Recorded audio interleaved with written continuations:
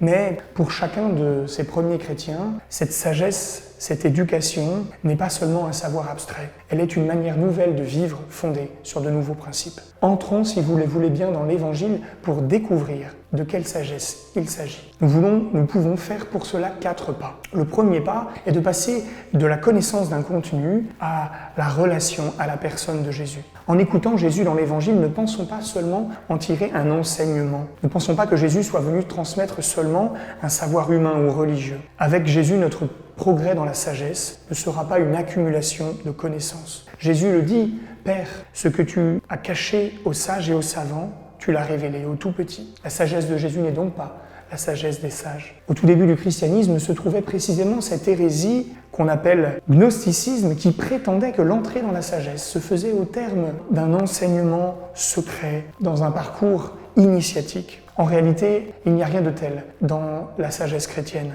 Tout est révélé et connu dans la personne de Jésus. Ce qu'il faut connaître, c'est donc d'abord lui et le Père. La sagesse chrétienne, contre toutes les gnoses, ne se trouve donc pas dans l'accumulation, dans une érudition, mais dans la découverte du Christ. Non pas dans un savoir, mais dans une relation. Et d'ailleurs, à l'écoute de la sagesse de Jésus et de ses paroles, la question que se posent les foules est celle-ci. Au fond, qui est-il celui-là ?